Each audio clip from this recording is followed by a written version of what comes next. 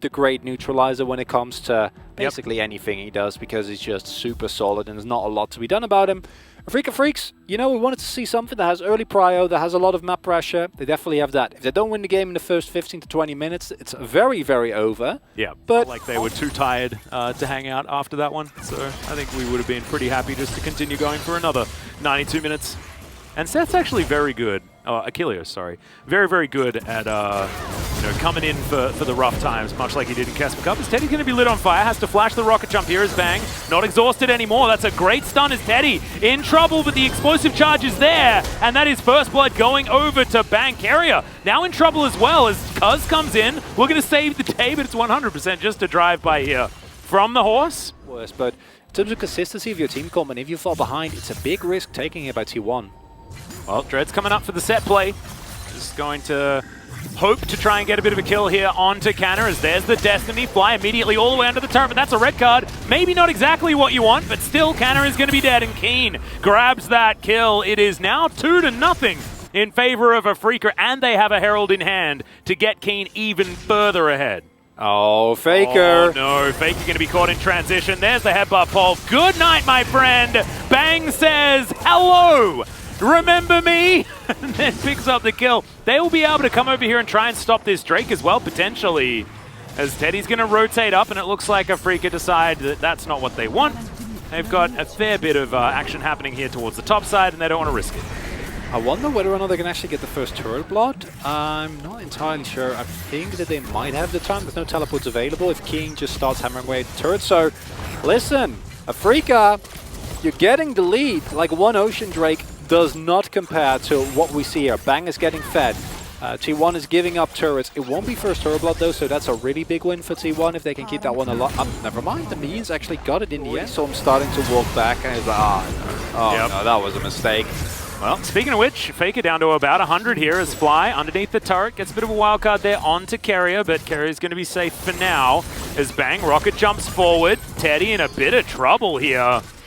Bang still has the heal available. Teddy in the same position. There's the buster shot. One more auto and the rocket jump. Oh no! The flash out and the flash follow from Bang. Teleport to come in here from Faker, who wants to get his revenge. But now, oh, the sapling! Will it land on the Bang? It will be enough there, as he also had the ulti. Fly is getting chased down by Faker, but Faker's getting chased down by Lehens and Dread. The cow and the bear slash tiger slash all sorts of different animals going to be able to take him down. Now Carrier and Carl's nothing that they can do. A free position from T1 will reach a point of late game inevitability. This game is not yet over, but Afreeca is answering the first question, which is win early game. Yeah, well, there's the chem tank in. Gold card going to be there, but Fly just blows up. Does go golden, and that is going to mean that Faker dies and Fly should be all right. Oh, the post-mortem Chaos Storm, almost. Post-humorous, sorry. Collectively really appreciate it. Everyone at home's like, yeah, thank you, Atlas, you know? Hopefully that means that we get an Infernal, because that's the most fun. Yeah, I'd agree. Although I feel like if you're a Freak and you get a Mountain Drake, you're very, very happy, because it makes it so much harder for the consistent damage from T1 to actually shine through, and it does mitigate a lot of the burst. I get it. Yeah. That's basically what it boils down to, right? That's why big numbers are fun every game. Yeah, precisely. These are exactly the type of moments you need to avoid as Afreeca Freecs, right? You have a big gold lead, but you cannot get caught in an unopportune position because your gold lead just immediately vanishes the moment you lose a player, right? Oh, so you need to respect Shirley that. just denied by Afreeca. That's very unfortunate for T1. They would be looking towards Soul Point if they pick this one up. And then all of a sudden the pressure is on. Now, thanks to this, if T1 play respectful, which does what they've been doing. Well, in goes Dread. He's going to be able to get that stun onto Faker there, who does manage to get the Chaos Storm down. Bang is going to be taken out, so 1-for-1 so far. Looks like Afreeca just want to get rid of the turret, and they will do so. As Canna finds the body slam, Infernal Chains pulls him back though as Keen flashes forward, looks for Carrier, but Canna, he goes golden. Another Destiny comes out. As you can see, Fly sees the fact that Cuz is in the area. He's going to back away. They'd be able to kind of get them away from a Baron, right? And then if Afreeca try to engage onto you in the jungle, they're in big trouble. Oh, Cuz looking for Dread. Dread should be taken down here, but he runs pretty quickly. Not going to be able to run after that, though, as Teddy's going to pick up the kill onto the Udyr. Right. Try to get the pressure as Bang is right-clicking real good. Wow. I mean, you're trying something. I don't hate it, but I hope the execution is good here, Atlas. Yeah, if we're flipping, though, it's not exactly what you want, because Afreeca, they already had a lead, right? maybe going for a flippy play like this isn't necessarily what they want. Keen in flanking position. T1 now all grouped up. Cuz has his ulti but doesn't have the Ghost, as here's the Destiny. Keen trying to get in position, looking to get CC'd though, unfortunately, as Teddy takes him down first. Now Dread trying to get out of the fight, does so with the flash. Everyone flashing to try and get on top of Bang, as Faker has a score to settle, and he will be able to take down the Tristana, and this is what we're talking about! Oh no, Afreeca, they may have just thrown it away. It's the tragedy of Afreeca every single time. They have leads, but they don't know how to actually work with them. And the T1 comp, yes, it's hard to engage onto them, but then if you go for a Baron play, you need the setup. You need to have vision. Well, that's exactly what's happened so far. Now that gold lead is all but gone, about 1.4k. Zhonya's is completed for Canna, that 200% stabilized. It's going to be 3.5 minutes for that Mountain Soul point for Afreeca. Fetty and Taker. Yeah. I actually don't hate Taker. I mean, it sort of makes some sense, you know? Yeah. As Faker's taking back this game, and Teddy's getting fed. It's beautiful. Lahen's going to go down to half health and headbutts Faker, and now he's going to get hit back by a horse. Does have to flash there, as you can see. In comes the Destiny, Cuz relatively low. Keen gets over here as well. Fly not actually going to make the aggressive play, as T1 do take down that inner turret, and immediately the Udyr is just executed. Keen tries to find some of these kills, goes gold, and the wildcards are in, but over the wall goes Carrier, trying to be that hero. Frontlining quite nicely, as Fly, you are definitely dead. Keen gonna get out there with the Umbral dash, and T1 win themselves another fight. It's just heartbreaking. Yeah. I mean, the cooldown is 40 seconds, so I'm sure he's okay with that. Yeah, that's a lot of mobility ace coming in, that with the Cosmic Drive, so that's nice at least. Indeed. Okay, flip it, Afreeca. I get that soul. Well, Lens is going to be denied as Canna tries to throw him back, as there's Twisted Advance onto Fly in the back line. The Roots are coming forward, and that's going to get so much CC here as Fly completely out of the fight. The Cow also eliminated. The T1 health pass is so high, as the interruption there from Canna, just beautiful. Teddy, of course, has his Killer Instinct available, and this is basically a wipe from T1, assuming they can take down Dread. The teleport comes in, and you can see Canna just wants to wipe him off the map. That cask is also going to miss. When we throw out the party cask, it's 40-second cooldown, no one cares. Dread? Can he be the hero? I think Canna might be able to body slam him out of the way of this one. As he does so, there's the Everfrost, a lot of CC, but he's still able to walk in. No way! Drake! What the heck was that? Oh no! Merktread's completely OP. He's gonna die. And the Baron is gonna go to T1. But still, that's Mountain Soul. That's cool stuff. Nice work. That's second Baron here for T1. 1,700 gold going to be the lead. Okay, Faker might be caught out of position here. No opportunity to go golden just yet. In fact, he's just heading into the Death Chamber. Teddy's free hitting though. As you can see, Lahen's, he's got the ult. He's going to keep him alive. Everfrost just slows Keen, as now Cuz is booking it. Finds the Onslaught of Shadows. They eliminate Keen first. Now Lahen's, no ability to go back. Oh my god, Bank's health bar. It just evaporates. And Afreeca, everyone sent to the Death Chamber. Faker says, yes, you can kill me, but remember there are 4 other people on my team, and that's not going to be so easy, as now it's a 6,000 gold lead for T1, and maybe it's just heading towards game number 2 with a T1 victory. A heartbreaking loss here for Afreeca. As you said, they played the early game as well as you could have expected from them, but then it's not even a caster curse, because like this is the curse of this team. This is the weight that they carry every single time they get those early game leads. They are unable to actually make it stick. They are unable to extend that lead further. And unfortunately, it means that Afreeca, I don't know if this technically eliminates them, but I don't know whether they need to. As a whole though, I like the Afreeca team comp. I do have the feeling that once you get to the late game, they have a really, really strong front-to-back team fight, a lot of engage.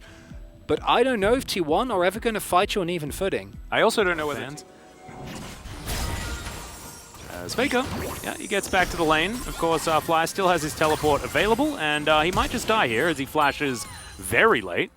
And continue clearing my jungler. However, Faker, no such restraints. Nope, you cannot start this this potential dive because you have 100 health. Faker is going to find Keen. There's the flash. Haymaker comes down. Flash forward, and that's going to be first blood very easily here for Canna. Can Keen actually grab him? The answer is absolutely not. As Canna's going to be able to get out. Because then if you mount up, like the Alistair can't actually do a lot about you, and you can just flip him over, hit an attraction repel, and get a cute little trade in. Well, there's a headbutt pole as Carrier in a bit of trouble here. On the horse, will still get stunned as Blade Caller not exactly going to do it, as now Cuz looking for some spears. Control Ward goes into the brush because unfortunately, going to miss that one as now the horse is here. The other horse now going to have to try and make sure that this Rift Scuttler does go over to Dread as Cuz not wanting to let this one go as Faker comes on in. We'll see whether they can actually grab this kill as the bubble does go wide. Crashdown comes forward as Faker. Portal jumping over but has to come back. Dread still going to be traded most likely. Oh, but no, the Pulverize is too good. Double kill for Fly. Could it be the triple as the Blast going looking to get Carrier out, who remounts and is now trying to escape. Will he be able to do it? Crashdown going to be back off cooldown, but nope, not happening. Fly going to pick up 3 kills in the team fight. Victor getting fed this early is immeasurable big problem as Lahans, these roams, man. Yep, Dread's going to come through here as well as there's the showstopper, but I don't know whether Canna can do this. Oh my goodness, gets a big shield there, but you can see Cuz throws a spear and says, nope, I ain't going to be able to help you. You have the hard engage required to deal with the T1 comp, right? Because T1, they want to shut this one down. Shout out to Wolf, of course. This is the Zoe turret. Is Keen going to get thrown underneath the top lane outer, but he just walks away and he'll be absolutely fine as well. Yeah, that's the downside of not going for the Bladed Rune. King build, obviously, in terms of team fights. Now Afreeca should be able to take this Ocean Drake. Sion just makes his way back up toward the top side. It is going to be an Infernal Soul. The thing about Bramblevest against the set is it's so incredibly strong because set literally like he gains his trading value against you by just regen. Yeah. And not only that, but also like by autoing you, right? Like that's how he wins trades. It's just using his Q auto reset. And now T1 is playing a poke comp from a huge deficit, which is sudden. One of your damage threats is gone. Same thing can happen to Fly. These are the type of scenarios that we're going to be looking for. Well, there's the train as Keen looks for Faker, doesn't find him, gets the flash out though. Now Canna looks for the backline. Carrier in a little bit of trouble here, not able to get out of the decimating smash. There's a lot of CC now, but Carrier has to flash. Gets a lot of heals. The Chaos Storm following him as he's so slow, but does make it to relative safety. Keen taking so much of this aggro as Teddy. That was a little bit too aggressive potentially, but is looking to try and make his way out. Dread not hit by that bubble, and now it's time for re-engage, but maybe it's actually not, as there's a beautiful face breaker from Canna. Hatemaker keeps him alive. Lahen's in trouble, has to flash the wall as the Scion will be taken down. Faker's not letting the cow go as Fly is hit by the bubble, and Faker doesn't have enough mana for a Battle Star. Oh, that was heartbreaking, but T1 gonna win the fight and now looking for even more. Why are they hard committing when Bang is in the top lane? I thought it was so good because Baron wasn't up yet. They chose to find a different way. As, yep, Bang is gonna be able to now turn up and grab a kill onto the set and demonstrate that one up without a fight. Canna still, oh no, just lying in wait as now Bang. Oh dear, this is not what you want. Look, it's so... And he's there. Yep, he's still there, guys. Carrier looking for his option. In goes Canna as well. It's pretty good as the Facebreaker comes down as well, but the Rel's going to be taken out first. Teddy into the back line, looking to try and clean up. And he is going to be able to take down Bang. Canna somehow still alive. The cow's going to be taken out here as Teddy. Can he actually get enough damage down? Canna's still trying to fight this one out, but the Scion's massive. And now Teddy has to contend with everyone. Cuz flashing forward, but Afreeca stand their ground and wipe T1. And here we see the edge, even with a perfect find there on Fly. He's able to stay alive for so long. Potentially, yeah. But let's see whether Bang on one of his, more famous champions here can possibly do the same. I want to believe. I do want to believe. As Carrier's going to dive forward. Oh no, Fly caught out of position. That's a fair bit of extra damage though, as now Dread looking for his way in. Fly is going to keep himself alive for a really long time. Eventually he does fall down, but it's a 1-for-1 in the end. Cuz also going to die as Canna has a lot of grit built up, but now Bang's going to come through and look to try and take him down. The face break is good, but it ain't good enough. Keen's going to be able to grab that one, and now Faker and Carrier looking for their opportunity. Afreeca with 4 members still alive, now around this Baron. I don't know whether Faker and Carrier can do it, but maybe there's not a team fight at all this game.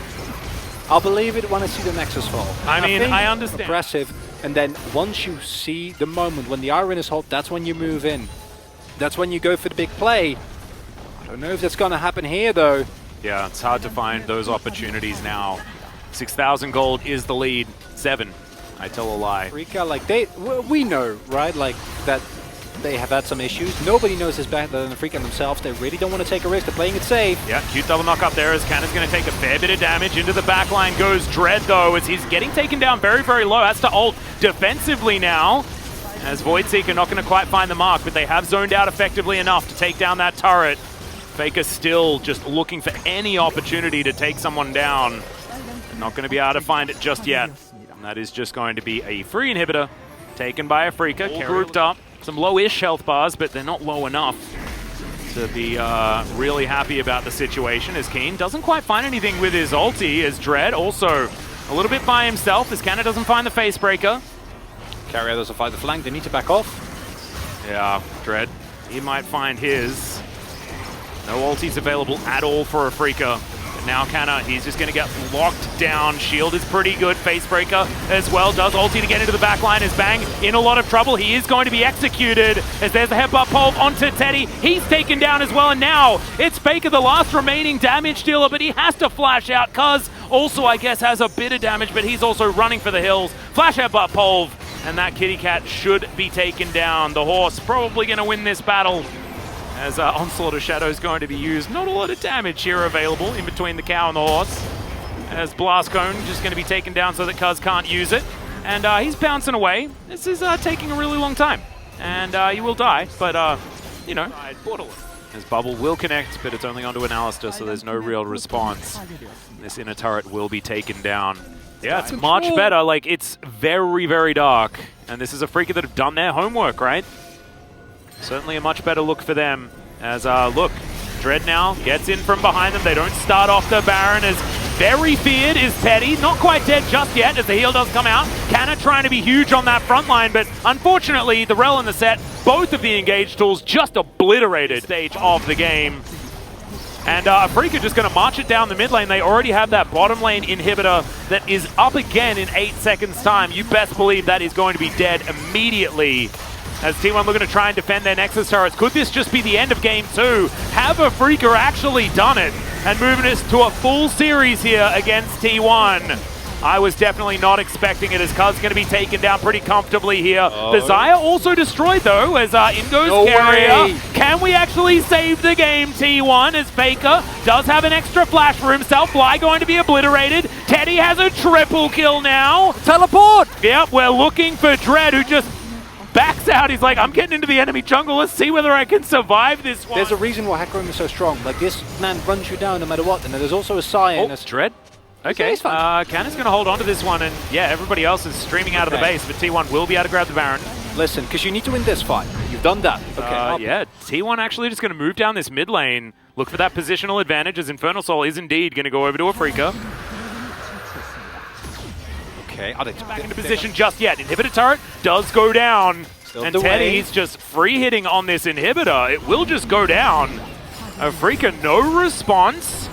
2 inhibitors still dead on T1's side of the map. There are streams of super creeps heading towards this one, as that's a teleport. Carrier gonna crash down as Zoe gets back to base. Now Dread looking for Cuz. Keen had teleported in as well. I think they're gonna give Cuz up for the Ghost, as the Rel also going to be dead. And Teddy still backing. Oh my goodness, this is so dangerous. That should be it, Atlas. I don't think they can defend 3 versus 5. Yeah, especially when Canna's desperately trying to find his way back. Teddy looking for Lehens. Lehens finally flashes. I think he was looking elsewhere. Teddy now having to deal with Dread. He's looking for the back. I don't think there's any way Teddy gets out of this one, as now he's looking to chase down the Hecarim. Yeah, you're not going to be able to 1v1 this Kai'Sa, but all he's trying to do is stop that back from happening. Onslaught of Shadows comes in, and the fear is real good. Faker has a stride breaker. And Teddy once again going to get denied. There's the showstopper into the backline. Lehens might die, but the Nexus turret's going to be taken down. Another back going to be attempted here, as the Nexus is so extraordinarily low. There it goes. Afreeca topple T1 in game 2. It's a valiant effort for T1, and we hold our hearts till the very end of the game. Oh man. But jumping on top of him without a speed boost, without a chrono break that he's definitely getting this time. But on the flip side, T1's composition they're somewhat gated by Kenna having his Magnar available, but they can actually team fight, right? Like this is a composition. Takes a little bit before the Silas does do what he's intended to do in this matchup. As, it's continuing to go not so good for Kane, who doesn't have a lot of mana either, as Dread's going to make his way and look to try and save this one. Ooh, misses the abduct, unfortunately, but Canna now still trying to get out, not going to be able to. Dread's going to grab that first blood, and the horse off to a great start. It's a Herald, and Lance maybe thinking about roaming. Fight could break out here. Yep, Fly moving on over. Faker coming in as well, should be able to make it. As these bombs over in the area. Carrier doesn't have the Abyssal Voyage up, so he's probably not going to make it so far. 3v3. There's Bang still on the bottom side of the map. Teddy's rotating up. Keen picks up a Gnar. There's the big old Gnar into the wall as they're trying to take down Faker. The Encore goes completely wide as Cuz steals away the Rift Herald, and Teddy's just killing Lehens in the mid lane somehow. Good wallop there as Kane is going to get taken down. And remember, this is a fight where the ulti from the Seraphine goes completely wide, but it does not matter. T1 just in a better position to take the fight. That's a zoning ultimate. Oh, yeah. You can get away with that. And that's a really high reward play if it does work out, where he goes in, steals the Mega Gnar, and slams him into the wall. However, the problem is, and this is something that we didn't see as much with the Zillion last time, is that your early game damage, if you don't have the double bomb, and even if you do, is not particularly great. Like, look at his itemization. He has a Doran's Ring. As we can see a thing from earlier. This was Lehens getting caught out. Ah, yeah. So he engaged with Teddy. Teddy eats him up. Eat him. And then Teddy's like, thank you. Bye-bye. Really appreciate that. Very nice of you. Okay, yeah, so it's just a nice roam or a play from the hands while Faker gets greedy. Yep. And Bang, Killer Instinct's in. Okay. So it's just a little bit too easy to do some color. Oh, yeah. Cool. That's sort of how it worked. And then that stopped. But he is still there. I mean, theoretically, as Carrier, he might not be, as he has a lot of grey health. That's a lot of teleports as well. Good exhaust onto Dread as Carrier. He can still get a lot of value here as Canna just gets back. The Phalanx has been reformed. Chrono Shift is very good, but unfortunately, the Silas now finds himself in a very rough situation. Now dueling Teddy. If he gets another Kingslayer, and he does, he might be okay, but no, not going to be enough. As Cuz got devoured as well, he's going to be safe in T1. This is what happens, right? This was exactly the value that Seraphine wants to get. It's already starting, Atlas. Like, we're not even 15 minutes in, and you start to see the value of the Seraphine coming in here. But it's also impeccable play and response from T1. What we saw there was Teddy and Carrier just, I want to see those Devourers again, because normally Tom Kench is not a pick where you go like, oh man, Tom Kench, cool interactive gameplay, what a lot, a lot of skill. Oh, and Cuz, how did he sub Carrier coming in with the absolute save? Just beautiful. As Canna might be in trouble. Yes, he's just going to be taken down here as Kane's still tanking that turret. One more, and Chrono Shift comes out, but not actually quite going to be enough as Lehens may just die. There's a flash smite from Cuz. It's like, if you don't have any ranged abilities, use all you don't need a Thresh, because you've got Devour, you've got Seraphine to do all of her Seraphine things. Faker now with his tier largely stacked, as well as his stopwatch sitting in his back pocket, and his advantage as well. Like, oh no. He's doing very well. That being said, now I've seen this one before. Is this a replay? Is this another? He does get the Mega Gnar this time, but it's not going to be enough. Bang's going to grab that. An Unbreakable Will from Lehens does mean that everyone is able to stay alive. Yes, but you trade one kill and presumably a turret for more gold on Aphelios. True. And also map position and objectives. Yeah. I'm not a fan. I don't think this is a trade you take, but I'm glad you asked. Is the state of Afreeca right now good? No, it's not, because Afreeca, as we saw in game number 1 and game number 2, are a team which is incredibly dominant when they find the lead, but their setup in the mid to late game, their macro decision making and their objective control has not been great. Oh, that's a very deep teleport coming out from Keen, but all of T1 just move all the way out of the way. This Cloud Drake, T1 say you're welcome to it, and they'll take down this inner turret. Maybe they'll get the inhibitor turret as well. Chakrams are available. I'm pretty sure they can. Yeah. If they want to go for it. It is a risk though, but they do have a great front to back. I think theoretically they could go for this. They just need to stall a little bit so that the turret is gone. Yep, they might actually have enough Mega Nut timing as well. They absolutely do. Because now, as long as T1 keep it together, exactly what they need to do. They need to fight in a ball. That's how Seraphine works so well. There's the Gnar back into the dead turret. Bang! Has to use his ult. He has the chrono shift as well, and he's desperately trying to die. Does so. Gets down into that ultimate. Bang now. But, oh no, it's just not enough. Cuz is just going to solo him out there on the back line. And T1, they have a front door open. They can just end the game in almost sub 20 minutes. Teddy, so close to death, but he's alive. Oh, they don't have a wave. No, they can't. They couldn't. There's a cow and a horse between them and victory right now. All right, well, we're getting to work on the first Nexus turret. These death timers are not large. 10 seconds on Keen as Dread now with full health back up again. And T1, they take one Nexus turret. Now they're looking to back away. Listen, I'm not a fan of Tom Kench, but non-ironically... standing on a ward as well. T1 have all the information that they need. And Canna has teleport. He can get here if he wants to, as now Cuz just walking underneath his turret. This is a little bit dangerous, getting slowed down a lot. But yeah, I mean, I say it's dangerous, but he's there. As this is a really nice setup with Bang taking that, but they are at threat of getting engaged on. Yeah, T1 could actually force right now as Cuz looking for Lahens. Beat drop, not actually going to connect here as Bang will finish off the Drake. He's taken a little bit of damage, but not too much to worry about, especially with Killer Instinct's shield. Can do is like go in situations like this, which hopefully should be able to.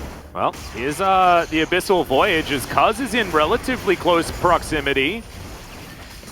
But he's by himself right now. The Baron is going down pretty slowly, however. Cuz is up a level. Yeah, I've seen this from Afreeca before, but Cuz is going to get exhausted. Can he get in and steal his weight? The answer is no. That's a brilliant Pulverizer's Bang immediately there. Faker going to go golden, though. He's buying so much time as Teddy. Not dead just yet, but finally does get taken down. But the answer is the Hecarim and the Kai'Sa out of the fight. The Zillion also obliterated. Keen trying to be our hero, but the answer is absolutely no way, my friend. Lahens, it's him against the world, but there is one Nexus turret. Take a look at these teams and think this is definitely over. Well, I wouldn't count on it. He's going to get level 14 now. I mean, the Hecarim is still very strong, like you were talking about. And he's going to go. Lahens looking for that flank plays. That's the stolen encore onto T1. Carrier still trying to tank this one up, but the Aphelios is largely untouched. And oh no, Keen was going in for it, then immediately gets gnawed back. Beautiful defensive play as the Aphelios picks up yet another kill. He is taken down, but now it's 2 versus 4, and I think Afreeca may just be done as Cuz is going to chase down Fly. He's going to have to kill him a couple of times, but there's no flash, and I just don't think he's going anywhere. Good Everfrost, but that is goodbye Inhibitor, and the rest of T1 is looking to just end this game. And Hecarim is so insanely strong. You see it there again.